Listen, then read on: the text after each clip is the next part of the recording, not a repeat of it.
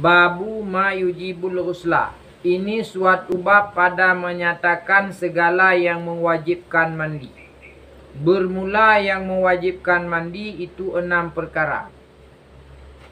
Pertama, mati bagi orang Islam yang lain daripada mati syahid. Nah, jadi pelajaran kita pada siang hari ini tentang masalah perkara-perkara yang mewajibkan mandi. Sama dengan andai kata terjadi perkara-perkara nanti yang akan diterangkan ini, maka kita itu wajib untuk mandi. Jadi lebih kurang ada 6 perkara yang mewajibkan seseorang itu untuk mandi. Yang pertama adalah mati bagi orang Islam yang lain daripada mati syahid. Nah, jadi mati selain mati syahid. Sama dengan orang yang mati syahid, maka dia tidak wajib dimandikan. Tidak wajib mandi. Jadi orang mati syahid itu begitu mati dia, begitu dia syahid, dengan keadaan dia berlumuran darah, dengan luka-lukanya, dengan pakaian-pakaiannya, maka dengan itulah dia akan dikuburkan. Nah, karena orang mati itu ada satu makam. Darah-darahnya itu akan berubah menjadi kestui. Yaitu pakaian-pakaian yang dipakainya akan berubah menjadi pakaian-pakaian surga. Dan orang-orang yang mati syahid itu akan masuk ke dalam surga bighairil hisab, dengan tiada hisab. Jadi begitulah kemuliaan bagi orang-orang yang senantiasa berjuang di jalan Allah Subhanahu wa taala. Itu yang pertama. Yang kedua, orang yang mewajibkan mandi, perkara yang mewajibkan kita untuk mandi itu adalah sebab haid. Nah, di haid ya. Jadi ini tentu saja terjadinya pada orang perempuan. Karena kita lelaki tak ada haid. Kamu kita ada haid. Jadi haid itu adalah bagi orang perempuan. Apabila dia sudah sampai usianya kepada balik, ya, umur 12 tahun, ada kalanya 15 tahun, maka dia datang haidnya, maka wajiblah untuk mandi setelah haid itu habis. Dan haid itu paling banyak dia 15 hari itu paling banyak. Ya, paling sedikit 1 hari 1 malam. Nah, ini harus tahu. Jadi haid itu ukuran paling sedikitnya 1 hari 1 malam. Ukuran paling banyaknya 15 hari 15 malam. Ukuran biasanya kebiasaan 7 atau 6 hari. Yaitu kebiasaannya. Jadi 1 minggu dia. Itu yang biasa.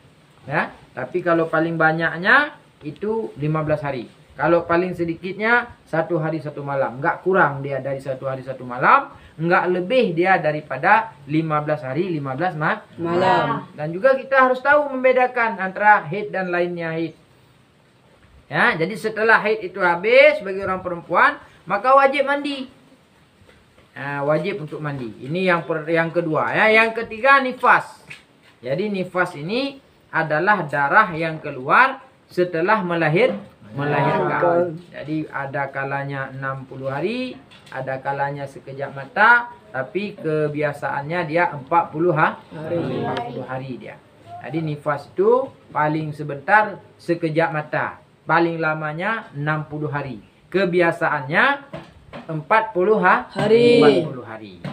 Nah, itu yang ketiga ya. Yang keempat yaitu yang mewajibkan mandi yaitu wiladah. Ya, wiladah, darah yang keluar siap melahirkan, siap beranak. Begitu lahir anak, wah, itu kan keluarlah darah wiladah itu. Nah, jadi itu juga wajib mandi. Dan alaqah dan mudrah jikalau tiada basah sekalipun, karena keduanya asalnya daripada mati yang beku jua. Walaupun nanti waktu melahirkan itu yang keluar itu adalah alaqah atau mudrah. Ya, makna alaqah itu berarti segumpal darah atau segumpal daging keluarnya. Ya, keluarnya umpamanya orang perempuan baru mengandung 1 bulan umpamanya kan. Keluarlah itu segumpal darah atau segumpal daging kan.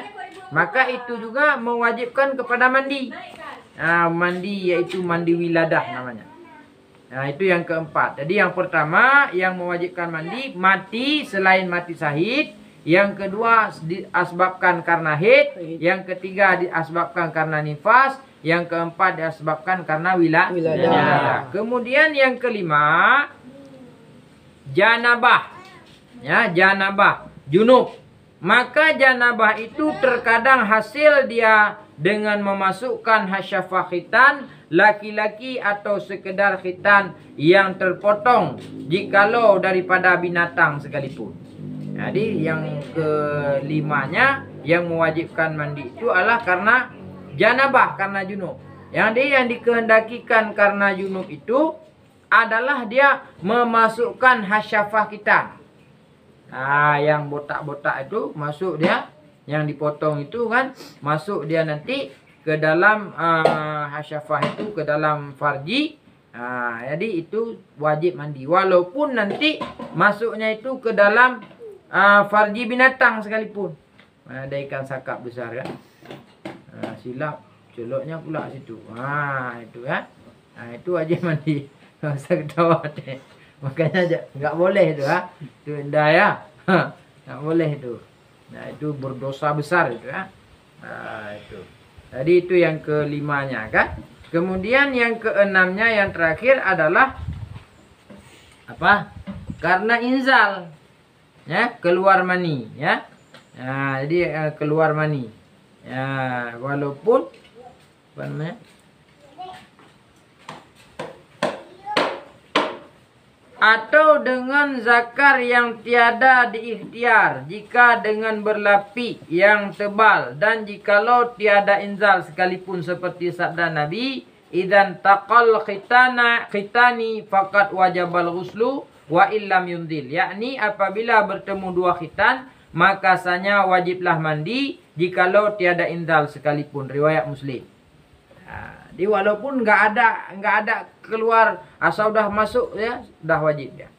Kan? Kemudian yang terakhir yang keenam yang mewajibkan mandi adalah keluar mani, sama ada disengaja atau tiada disengaja. Sama ada mimpi atau tiada.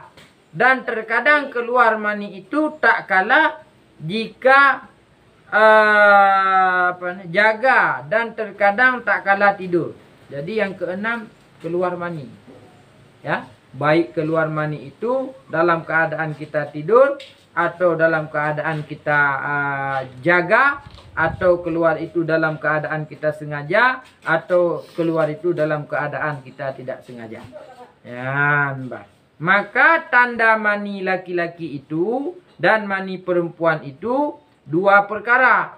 Nah, jadi tanda di mana kita menandai mani dan bukan mani.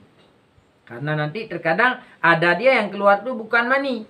Maka tandanya adalah tanda mani laki-laki dan mani perempuan itu dua.